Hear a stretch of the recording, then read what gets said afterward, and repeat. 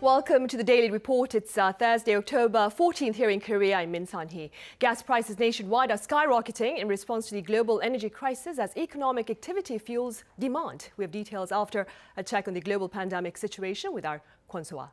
Now, So-ah, here Korea has marked a rebound in new infections on this Thursday. Right, Sunny. Now, as this work week started on Tuesday due to the extended holiday, this Thursday could be seen as the peak in daily infections. We're just 60 cases short of 2,000 here, 1,940 as of 12 a.m. And that includes 1,924 domestic transmissions and 16 cases from abroad. Now, if you go over to our graph, we are seeing a significant on-week drop, though, here from 2,425 last Thursday, but for 100 days straight, Korea is seeing over 1,000 daily infections. Now, meanwhile, the average in daily domestic transmissions has dropped again, now standing at 1,677 in the past week. But it looks like the metropolitan region is seeing resurgences as the proportion in the capital region stands at 81.6% when it comes to domestic cases.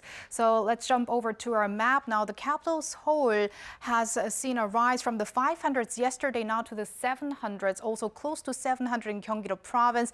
Incheon also a triple digit here. Now, with that, Korea has a total of 337,679 infections and a death toll at 2,618, with 13 people having lost their lives in the span of 24 hours. Moving over to vaccination figures, now 40.1 million people have received at least one shot of COVID-19 vaccine, and 31.6 million, that is, are now seen as being fully vaccinated. Now, vaccination rates are also going up globally. Let's take a look at the global infection figures, which, according to the World Health Organization, has been going down recently. In the past day, we have 433,379 new cases as of noon Korea time, with a little over 7,200 fatalities. For a closer look at the countries with the highest number of infections, there are still some countries that are seeing more than 10,000 or 20,000 infections. Recently, there's been a resurgence in Germany, which saw over 12,000 new cases in the past day, while most European countries are seeing infections in the four-digit figures. Iran also reported over 12,000 cases in the past day, and the U.S. more than 99,000 infections. And those are the general updates that I have for now, but I'll be back in a bit. Sunny? All right, so thank you for now. Right, prospects on the local vaccination front are looking quite bright, with authorities forecasting their goal of fully inoculating 70% of the population may be achieved sooner than expected. I have Shin Yeon with me now. Yeon, welcome back. Well, thank you. Right, so I mentioned this earlier, but let's start off with where we stand with regard to the rate of fully inoculated individuals. Right, so as of today, 6 out of 10 South Koreans have been fully vaccinated, meaning at least 2 weeks have passed since they received their second jabs or a single-dose Janssen vaccine. Vaccination rates have really picked up pace since July, when only 10% of the nation's people were fully inoculated. But in just 3 months, the total number of fully vaccinated people has jumped around sixfold. Right, yeah, and given that current pace, I hear Korea will see 70%, of course, like I mentioned earlier, 70% of the people protected against the pandemic within a fortnight. You're absolutely right. Authorities believe that if vaccinations continue at the current pace, then the country could reach a vaccination rate of 70% within the next 2 weeks. Take a listen. We expect vaccination rates to surpass 70% in the week of October 25th. We'll do our best to reach this rate even sooner. Although Korea would be crossing the 70% vaccination mark much quicker than expected, authorities are still trying to speed up the process, and that's because they want to start gradually easing restrictions in November. So on Friday, authorities will announce what many believe could be their last social distancing measures before the government embarks on its pandemic exit strategy. These measures take effect on Monday and will most likely last for 2 weeks. Many are expecting current measures to be maintained for the most part, along with new vaccine incentives. Right, when we're talking about current measures, of course, we're talking about level 4 for the metropolitan region and level 3 for the rest of the country. Yes. Right, now, on the subject of vaccinations, children here in the country are eligible for flu shots. Tell us more about that. That's right. So starting today, babies aged 6 months to 13-year-old children can now receive their flu shots. That's around 5.5 million children in the country who only require one dose unless they've never been previously vaccinated. And also on this Thursday, seniors above 65 can book their flu shots either online or by phone. Registration will open at 8 p.m. tonight, and the shots will be given out from October 21st. Right, so mid this month. Now, Yeon, what are some precautions for parents ahead of their children's flu shots? Right, like any other vaccine, they should be aware of their child's allergies because children with egg allergies can receive a special type of flu vaccine as long as they present a letter or written diagnosis from a doctor in advance. Another fact worth noting is that it's okay to get the flu shot right after or before getting a COVID-19 vaccine, as noted by many experts. Right, a flu shot to avoid twindemic this Yes. season. All right, Yeon, thank you for now and stay with us for the extended talk with Soa.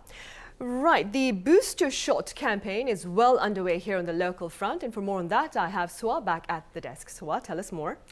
All right, Sunny. So Korea on Tuesday has kicked off its booster shot program for seniors aged 60 and above, people that have weak immune systems, as well as medical workers working at the front lines against the battle against COVID-19, and people who are working at high-risk facilities such as nursing hospitals and nursing homes. Now, as of midnight Wednesday, 1,507 people have received that additional dose. Now, generally, a booster shot is recommended to be administered 6 to 8 months after full vaccination, but there are exceptions. And an official at Wednesday's regular COVID-19 briefing provided details on those who can move up their schedule for the booster shots. First off, people with weakened immune systems and insufficient antibodies can get booster shots at least 2 months after being fully vaccinated. Second, those who have to travel overseas at around the 6-month interval following full vaccination are also eligible. Third, this includes people who are unable to get their booster shots 6 to 8 months after completing their vaccinations due to hospitalization and illnesses that require treatment. And at that briefing, Sunny, it was also confirmed that people who got their Janssen shot, which, as we know, is a vaccine that only requires one shot for full vaccination, that would also be part of the booster shot program. But as people who got their Janssen shot still have to wait 6 months before getting their booster shot, that will not happen before December. But before December, the government has said it will provide details on people who got Janssen shots earlier. Now, their booster shot is, however, expected to be an mRNA vaccine, which would be either Pfizer or Moderna. Again, the details will be provided at a later date. But early studies in the U.S. now show that the Janssen and Moderna combination appears to provide the highest level of protection. Right, and we will have more details on that later on the program. Now, meanwhile, Janssen recipients in the country have accounted for quite a number of breakthrough infections, right? Right, and that is why those people who got Janssen shots are more keen on knowing whether they will receive booster shots or not for more protection. But officials are stressing that breakthrough infections can happen with any kind of vaccine, and that's not only when it comes to the coronavirus, but also other viruses as well. So it can happen with any product, and figures do show, however, that there seems to be a higher percentage with Janssen recipients getting infected with COVID-19 after receiving their first or single dose. So according to figures released on Wednesday, Korea reported 3,320 new suspected COVID-19 breakthrough cases in the span of 1 week, raising the total to 13,860 as of October 3rd, which is equivalent to 0.063% of fully vaccinated people, and that would be 62.7 people per 100,000. Now, if we compare that figure by vaccine, 0.216% of people who got inoculated with the Janssen vaccine were found to have been infected with the coronavirus, while just 0.043%, 0.068%, and 0.005% breakthrough cases occurred among Pfizer, AstraZeneca, and Moderna recipients. Meanwhile, in its weekly assessment of variant cases, the Korea Disease Control and Prevention Agency reported 3,405 new cases of the 4 major variants, with all but 4 of those being the highly contagious Delta variant. Korea's total number of major variants as of December last year is approaching 40,000.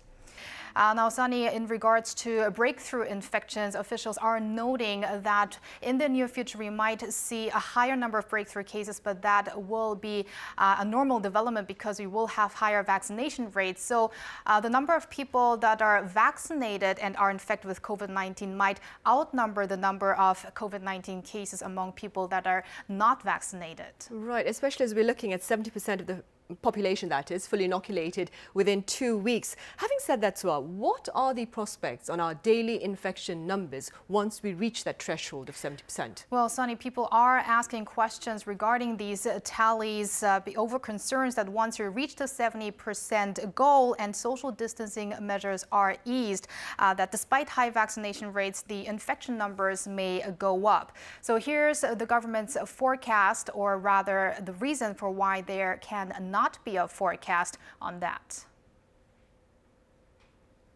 If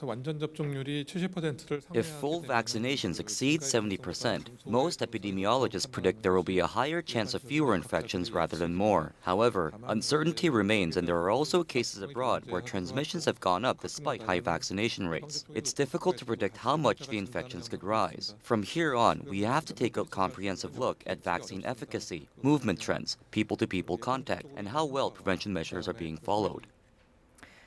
So a lot of factors to look at, and I would say a lot of reasons to not let our guards down. Right, so uncertainty remains with regard to prospects for the daily tally.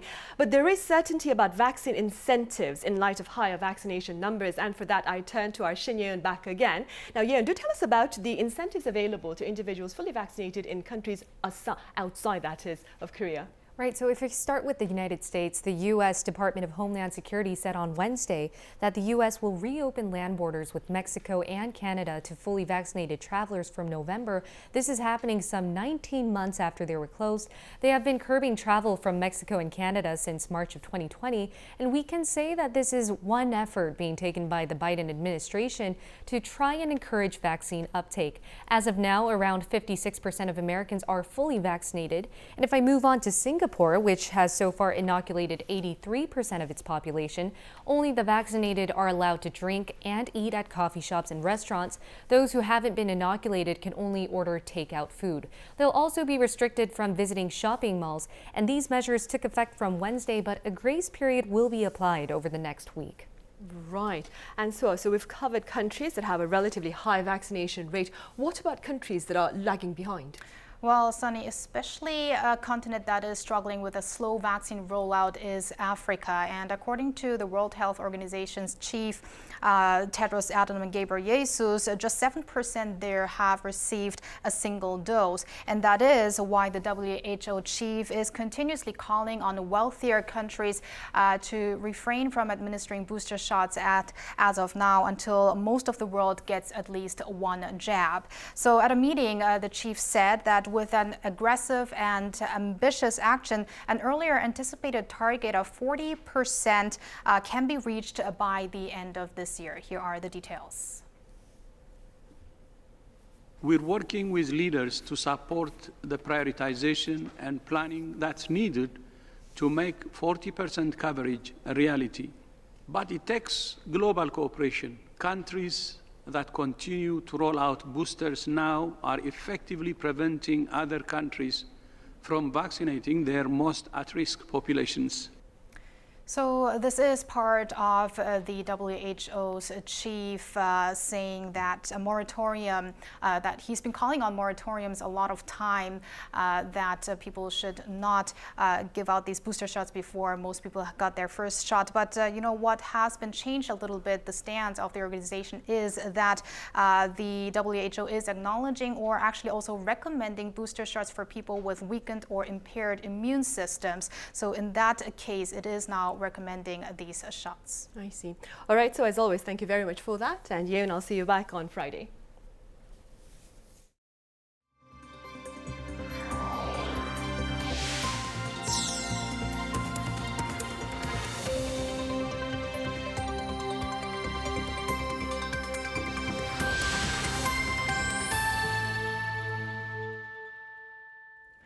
Topping the headlines at this hour, as we mentioned earlier, US researchers say recipients of the Janssen vaccine may see a stronger immune response with a Moderna booster shot. Yoon Jin has details. The U.S. National Institutes of Health has released data from a study of more than 450 people who have received a full COVID-19 vaccine regimen from Pfizer, Moderna, or Johnson & Johnson. These participants were divided into groups and given either an extra shot of their original vaccine or a booster shot from a different company. Efficacy of the booster shot was measured by their antibody levels at 2 weeks and 4 weeks. Researchers found that people who originally received the single dose of Johnson & Johnson's Janssen vaccine produced the strongest antibody levels after receiving a Moderna booster shot. This group showed antibody levels rising 76 times in the first 15 days. Those who had the Janssen vaccine followed by a Pfizer booster shot saw their antibody levels increase by 35 times, and those who had a second Janssen shot saw antibody levels just 4 times higher than before. Researchers have reported that side effects of the booster shot were similar to the original vaccinations, such as pain around the injection site, malaise, headaches, and muscle pain. Findings of this mix and match study will be presented to the Food and Drug Administration Advisory Committee on Friday at a meeting where they will discuss the authorization of the Moderna and Johnson & Johnson vaccines as booster shots. The only booster shot that's been approved so far in the U.S. is Pfizer's mRNA vaccine, restricted only to those who've been vaccinated with the Pfizer vaccine. The Centers for Disease Control and Prevention currently does not recommend mixing vaccines. Yoon Jin, Arirang News. Seoul's finance minister says intervention is a viable option should fluctuations continue on the local foreign exchange market. Hong Nam-gil was speaking to reporters on the sidelines of the G20 finance officials meeting in Washington, D.C. Our Min Soo-kyun reports. South Korea will take steps to stabilize the local foreign exchange market if it's considered to be volatile. This is according to Finance Minister Hong Nam-gil while speaking to reporters after attending a meeting with G20 finance ministers and central bank governors in Washington on Wednesday. Hong noted that recent fluctuations in the local foreign exchange market were driven by several factors, such as the strengthening of U.S. dollars amid global uncertainties and a surge in domestic investments in overseas stock markets. He added that it's very undesirable for the exchange rate to fluctuate due to speculative factors. The finance minister said the government is closely monitoring the situation and will implement measures if needed. Addressing concerns over inflation, the minister also vowed to keep tabs on rising consumer prices. Hong reiterated that the country's inflation is expected to reach 2% this year, slightly higher than its initial 1.8% target. However, this could be difficult as consumer prices have seen on-year rises of more than 2% for 6 straight months. Just last month, South Korea's consumer prices were up 2.5% compared to a year earlier. Min Soo-kyun, Arirang News. Meanwhile, the ripple effects of escalating energy costs are being felt through a surge in both import and export prices here on the local front. Our Seo Eun-kyung has more. South Korea's export and import prices both rose in September. The Bank of Korea said on Thursday the export price index increased by 1% on month, rising for the 10th straight month to just over 114. Compared to a year before, that's a rise of more than 20%, posting 8 straight months of gains. The increase in export prices was mainly driven by higher prices of industrial goods like petroleum and chemical products, as well as agricultural and fishery products. Import prices also increased. The central bank largely attributes the increase to rising global oil prices. The import price index stood at 124.58, up 2.4% on month. It surged by more than 26% on year. This is mainly due to an increase in the price of coal and petroleum products as the price of Dubai crude, South Korea's benchmark, skyrocketed. Dubai oil prices averaged $72.63 in September, jumping 75% on year. This in turn increased the prices of imported consumer goods and raw materials, triggering inflationary pressure. Consumer goods rose by 2.7% and raw materials surged 68% on-year. In fact, South Korea's consumer prices have seen on-year rise of more than 2% for 6 months in a row as of October, leading the government to vow to step up efforts to stabilize prices. 서은경, Arirang News.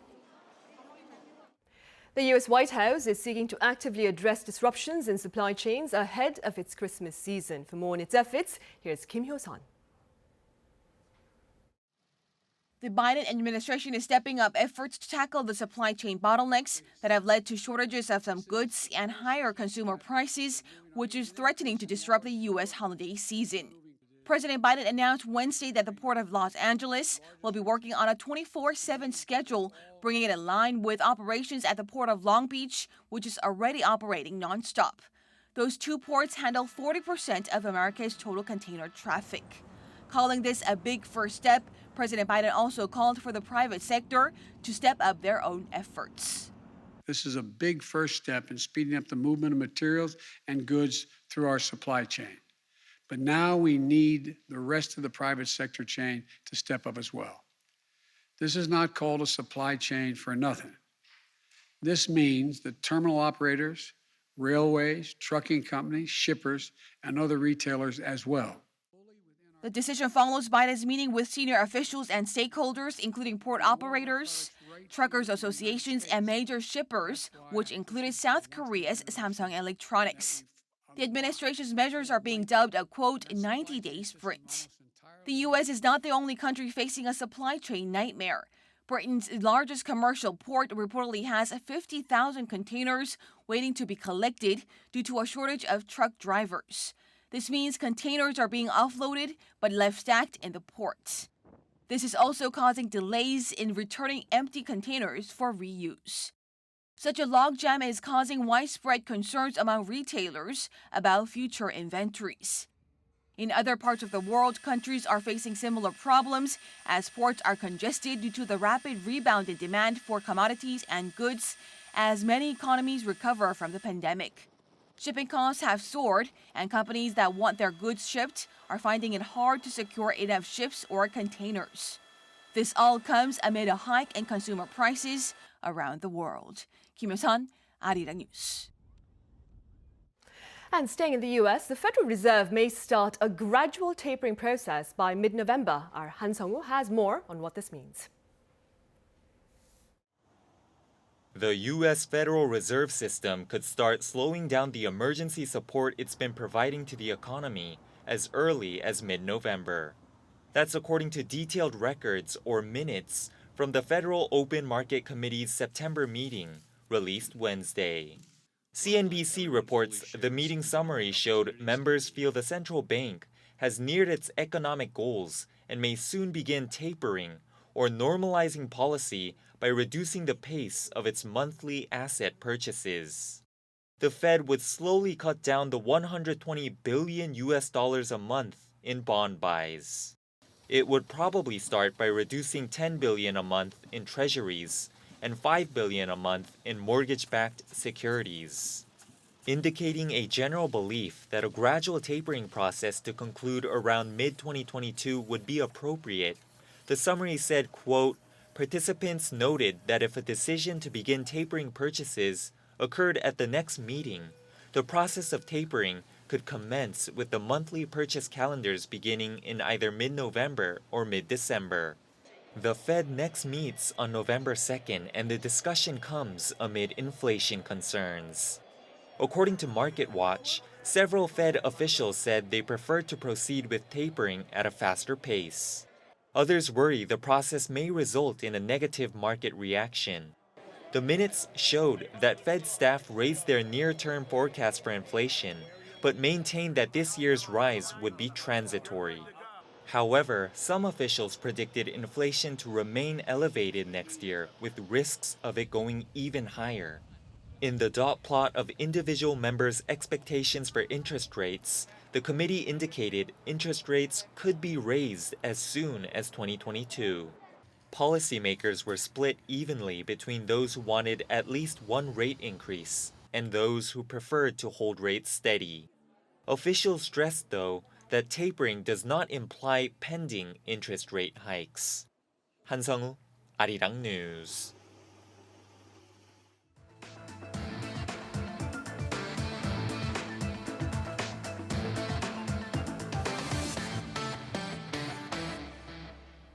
We turn now to the latest tech and business news here in this part of the world. I have G. Abili here in the studio, who will be covering the latest plan to join the internet-only banking industry, right, G? That's right, Sunny. So in today's segment, let's talk about the online-only lenders in Korea with a focus on the latest player, TOSBank. It's been a week since Viva Republica launched the TOSBank service. The mother firm has 6 companies under its umbrella, its namesake Viva Republica, and 5 other financial service providers, including TOS Payments and TOS Securities. Adding to these, the new online banking service offers credit loans, savings, and deposits, but its primary focus is on expanding mid-range interest rate loans. Right. Now, G, TOS is a popular app for payment services here. Do tell us a bit more, though, about its loan service. Sure. So the idea of the online-only lender was starting to materialize back in the summer. Earlier in June, the bank received final approval from Korea's Financial Services Commission. And ahead of the launch, TOSBank set its minimum interest rate on credit loans at 2.76% per year, the lowest among commercial banks. The average interest rate charged on credit loans offered by major commercial banks here have hovered between 3 to 4% in recent months. The lender vowed to extend more than 30% of its loans to borrowers with low to moderate credit scores like young people and small business owners by the end of this year. That is perhaps the biggest draw for TOSBank, along with a whopping 2% interest rate on basic checking accounts. It also doesn't charge any ATM fees and offers 45,500 won worth of debit card benefits per month. On the day of the launch on October 5th, more than 1.2 million people signed up for the service. Right, becoming quite popular. Now, G, how does online lending work, especially amid government calls for tougher lending regulations to ease household debt? Great question. So for that, let's get into the background a little bit. As you rightly pointed out, under the Moon Jae-in administration, financial authorities have been seeking to rein in on the growing household debt and put a cap on the real estate prices. That led to stricter requirements for loans, including mortgages.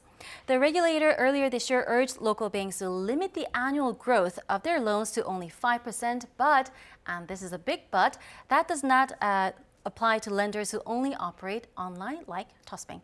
Right, so we're looking at a loophole for these online lenders then?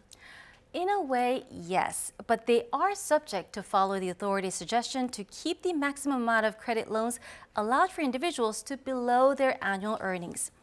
That's why the new online bank has implemented the maximum loan limit of 270 million won, which is equivalent to about $230,000.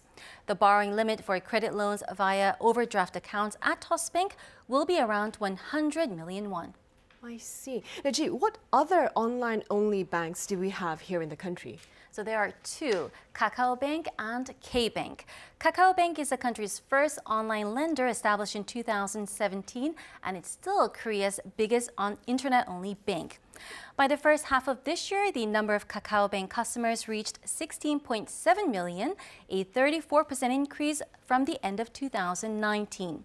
The bank also succeeded in generating a net profit within 2 years of its launch.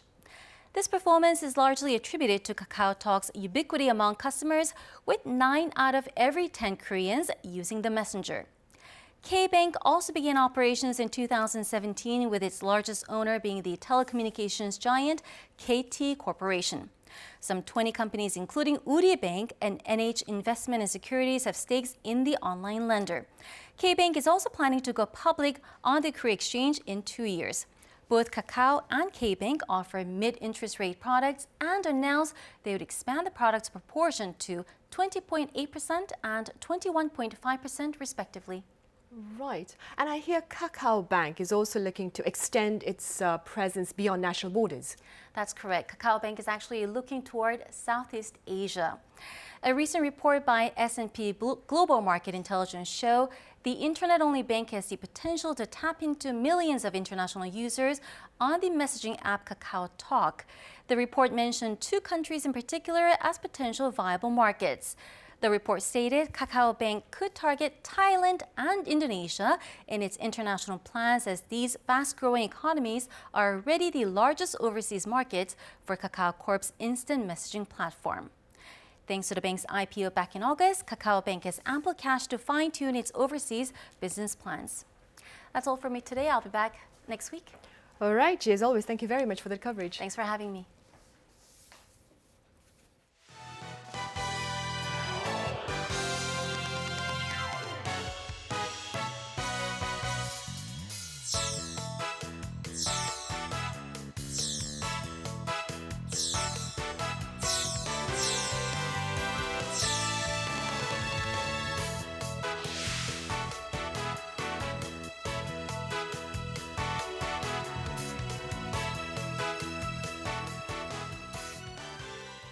Energy costs are escalating across the globe amid severe shortages in major economies, including China. Gasoline and diesel retail prices are at a 7-year high, and winter fuel costs are expected to surge. For more, I have Professor Lee Yoo-ho from Seoul National University. Welcome. It's a pleasure to have you, Professor Lee. Greetings. I also have Professor Oh Jun-seok from Sookmyung Women's University. Good to have you with us again, Professor. Thank you for having me. Professor Lee, we'll start with you then. Let's begin with a few words on the severity of the energy crisis that the globe is currently facing. So more than half of China's provinces have been rationing electricity over the couple past weeks, and some provinces even experienced blackouts. In the meantime, September saw the industrial output declines for the first time since China started recovering from COVID-19 lockdowns. So in the UK, the gas prices have risen by 250% since January 2021, and over 70% in August alone. And the regulators of the UK caps how much consumers can be charged. So the pressure stays with the energy providers. As a consequence, several companies have gone out of business. So I think this is the worst energy crisis that China and the UK have recently faced in a decade. Right. And Professor Oh, I believe the ripple effects of this energy crisis are being felt on the global economic arena as well. What more can you tell us? Sonia raises a good question. Stock prices in Korea go lower this week due to the foreigners selling, and then amid concern over inflation sparked by origin prices of energy and oil and so on. And the China Evergrande crisis generate financial instability also, and then as a way to avoid uncertainty, foreign investors wants to sell their older stocks from the Korean capital market, which means by changing the Korean won currency into US dollar currency. And as a result, that the Korean won fell against the US dollar, adding another financial instability. In economics, goods market and the financial markets are interconnected, and there are two types of inflation. One is demand pull, and the other one is cost push. Korean government to take the demand pull strategically, which is less painful than the cost push. So in the name of the disaster relief fund, that the Korean government want to try to inject liquidity into the economy to boost up the demand in a market. But nowadays, surprisingly, there is a symptom, there is a new sign of the cost push inflation, which is a kind of the tumor of economy, which means to decrease the investment and then employment altogether on a large scale. So eye-watering cost hike will reduce the production and then employment, then the price in the market goes upward faster and faster. So energy prices are major cost components, not of production, but of consumption as well. So producers have to increase their price due to the cost increase of energy. And then the consumer's viewpoint that consumers' disposable income is determined after paying the energy price first. We cannot bear the heat in summer, nor the coldness in winter.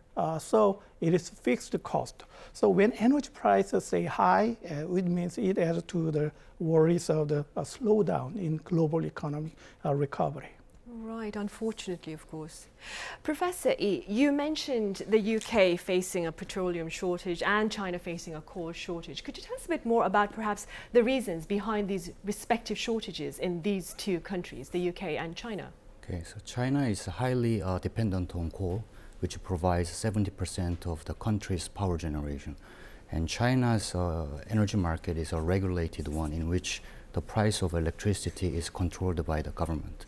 So when the coal price increases, it does not make economic sense for coal power plants to keep supplying electricity unless the regulator increases the electricity price. So instead, the coal power plants can avoid generating a loss by claiming that they have a technical malfunction or by failing to purchase the coal.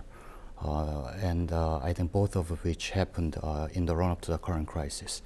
And in the case of the UK, I think there's no simple short answer. The winter of last year, which was quite cold, actually put some increased demand on UK energy, having run down some gas stockpiles. And on top of that, extremely hot summer of this year put further pressure on the energy supply system of the UK. And the UK is suffering the energy crisis in particular compared to other European countries, and this makes us think about the UK specific causes for this energy crisis. And one of the key facts we need to know to understand the landscape of the UK energy supply is that it is heavily relying on the wind energy for its electricity.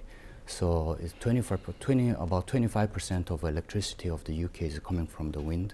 And wind energy is great, but when it is not windy, it becomes almost useless. And the wind energy production is proportional to the wind velocity to the power of 3.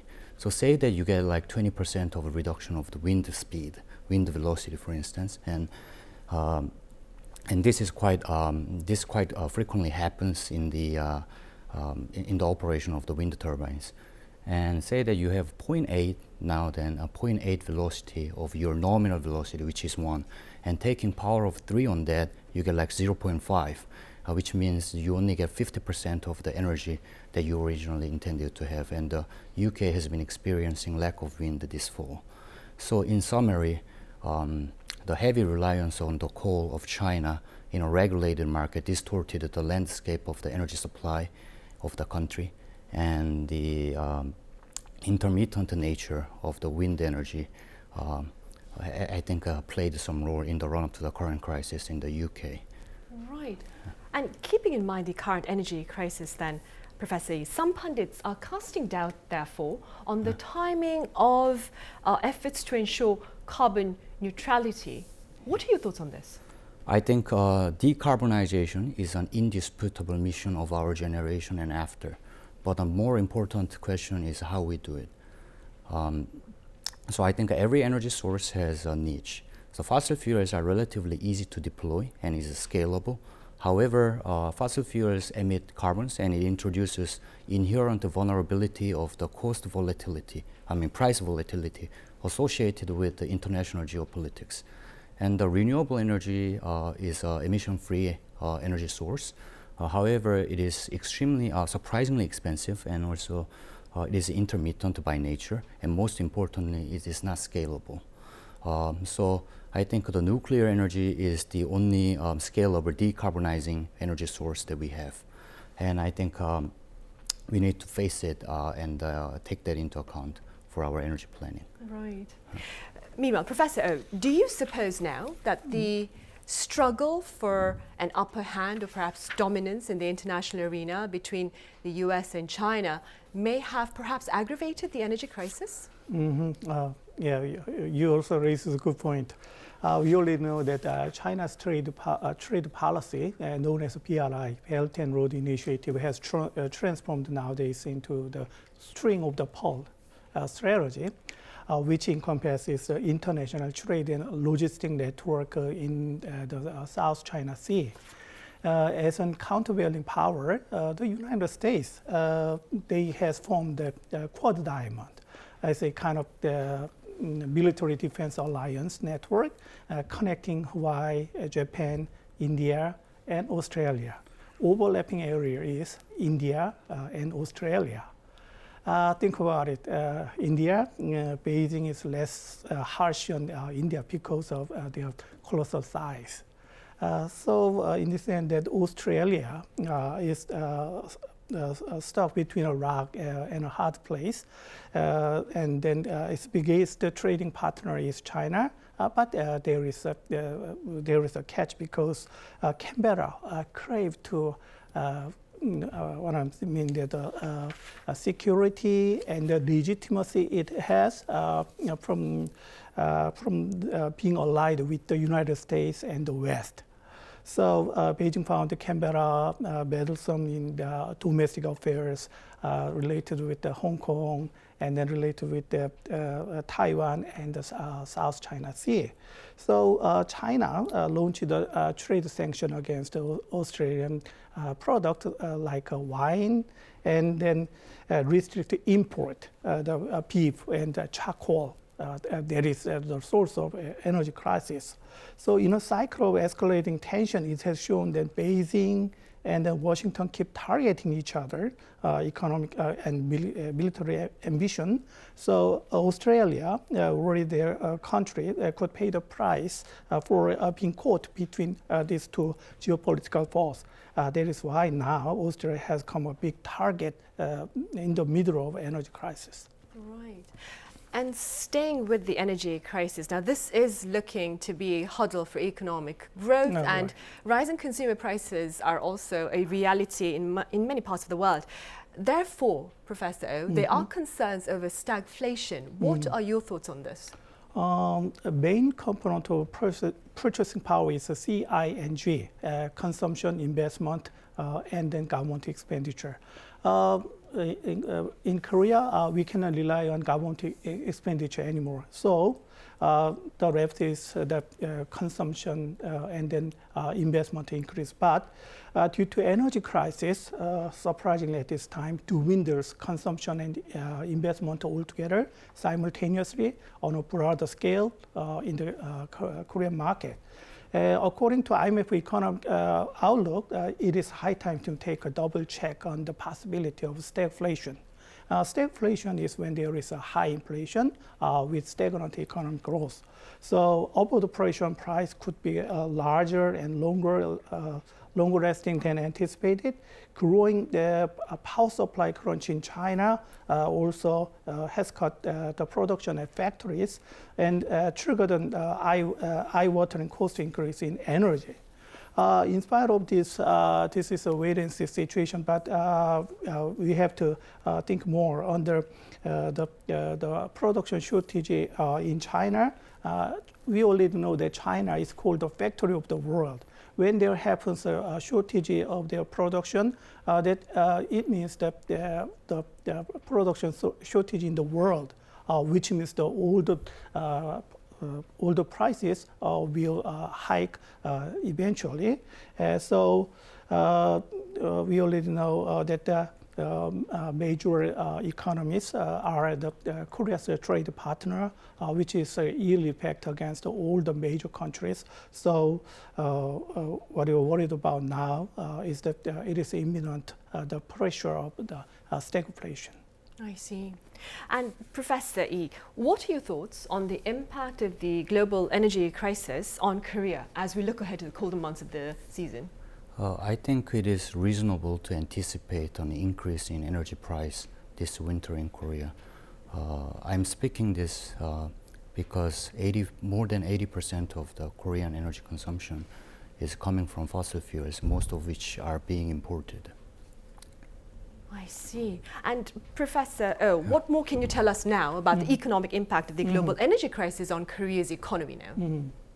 Yeah, Korea will be hit hardly by energy price hike afterward because it is a component of cost of production. But until recently, Korea has been on a recovery track on the back of robust export, but in front of eyes, plummeting consumption and investment in the export market. In terms of trade volume, 25% of Korean export goes to China, and then 15% goes to the United States.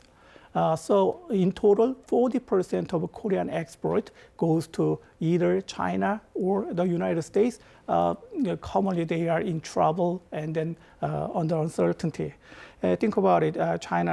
In case of China, Chinese property developer Evergrande triggers the financial instability. 4.5 years make consumer confidence drop down. And then in the United States, a series of interest rate hike, which might be kind of interpreted as the press down the Black Friday sales performance at the end of this year. This will be a negative effect for Korea to keep up with the better performance in terms of export market in the last 3 months of the year. Right. And back to you, Professor. So Korea relies on 80% of fossil fuels for its energy consumption. Having said that then, where does Korea stand now with regard to efforts to secure self-reliance? Because Europe's, for example, lack of energy and its reliance on Russia has highlighted the importance of being self-sufficient with regard to energy needs. Where does Korea stand? So in modern society, I think energy is like the air we breathe, and you don't want to let other countries determine the supply of it. And considering the energy security of Korea, I think we are far from being independent, as more than 80% of our energy consumption is coming from fossil fuels. So, but an important fact that we need to be aware is that there is only so much that we can do about the energy security without consideration of nuclear power. Historically, the Korean nuclear power has been contributing to the nation's energy security without a single record of major accidents, and has successfully led the electricity price reduction since its first deployment in 1970s. And this is a part because the nuclear fuel cost, which essentially is the uranium cost, constitutes only 15% of the electricity price of the nuclear power. And that naturally means that nuclear power is tolerant against the price swings of uranium. And better yet, the international market of uranium is much more stable than that of fossil fuels. So also nuclear can effectively reduce the fossil fuel import from overseas, thereby making our country less dependent on the resources of foreign countries. And Korea is the country that can build the most safe nuclear power plant at the cheapest cost. And this is a proven record. And we need to cherish this technology and think about utilizing this as a backbone of the national security and production of cheap electricity, and perhaps the engine for the growth. And I think the current administrations of the nuclear phase-out policy is undermining the energy security of Korea, and I think it is neither strategic nor justifiable. So when it comes to also the decarbonization, I think global scale decarbonization without serious expansion of nuclear power is an impossible task. And I think people are increasingly aware of it. And I think we need to face it head on before it is too late. Right. And staying with that, Professor, Korea last Friday spoke about raising its greenhouse gas emissions target to 40% by the year 2030. How feasible is this plan? This can only be feasible if nuclear power portion can increase proportionally. So I think decarbonization is the mission of our generation and after. However, I think it's very important that we come up with a realistic plan to actually achieve the goal. Right. Okay. Professor Lee, Professor Oh, this is the $1 million question. Mm-hmm. When will this energy crisis end? Nobody knows, but we have to think about the situation, trade and diplomatic tension between China and Russia and the United States. Russia awake the role and status in the world, and then Russia, we already know that they are the main provider of natural gas in the European countries. And the wholesale price of gas has increased by 250% since January, triggering a knock-on spike in cost for consumers and businesses. Russia, one of Europe's biggest natural gas provider, has been accused of intentionally withholding supplies. But it is expected that Russia will make the best use of natural gas and energy as a diplomatic and then economic leverage imposing power in the EU region. In this sense, that the energy crisis will be longer than expected, in line with Russia's another types of diplomatic strategy. So European Commission has been outlining measures member states can take to combat the rising prices of energies. Right, and staying with energy prices then, well, actually moving beyond that, Professor Yi, what are your thoughts on the globe's campaign of going carbon neutral by the year 2050? Yeah, I think that's something that we need to definitely do. But like what I said, it is always important to come up with a realistic plan to achieve such an ambitious goal. And this realistic plan should, I think, include the nuclear power as well as the right mixture of the renewable energies. Right. All right, Professor Yi, thank you very much for your thoughts today. Professor Oh, as always, thank you for being with us. My pleasure. Right, and on that note, we end this edition of the Daily Report. We'll be back same time Friday with more coverage from here and elsewhere across the world. Thank you for now.